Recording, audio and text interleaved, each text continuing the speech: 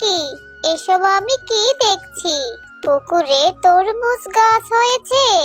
কাল তো আমি এই পুকুরে তরমুজের চারাগুলি ফেলেছিলাম। তাহলে এগুলি কি জাদুই গাছ?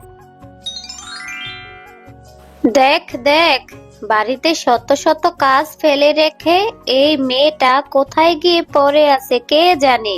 মিনা, এই মিনা। কি হয়েছে মামি? আমাকে ডাকছিলে? ডাকবো নাকি তোর নাম ধরে কীর্তন গাইবো? তা কোথায় ছিলি? আমি তো ঘরেই ছিলাম মামি। কাজ করে ক্লান্ত লাগছিল, তাই ঘরে গিয়ে একটু বিশ্রাম নিচ্ছিলাম। কাজ করছিলি না ছাই, শুধু রান্না করে মহাভারত উদ্ধার করে ফেলেছিস তাই না? শুধু রান্না কোথায় করলাম মামি? কাপড় ধোয়া, ঘর গোছানো সবই তো করলাম আমি। কাজ দেখি তুই হিসাব করে রেখেছিস। তা তুই যে এ বাড়িতে বসে বসে খাচ্ছিস, কত টাকার খাবার খাচ্ছিস তার কি হিসাব করে রেখেছিস? মামি, কিসের মামি? তোকে এই বাড়িতে রেখে বিনে পয়সায় খাওয়াচ্ছি পরাচ্ছি, এটা তোর 7 জন্মের কপাল।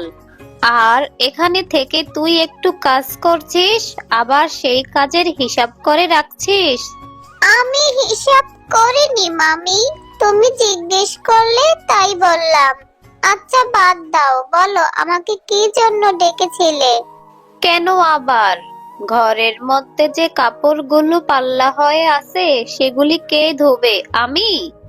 আমি ধুয়ে দিচ্ছি মামি। এরপর মিনা এক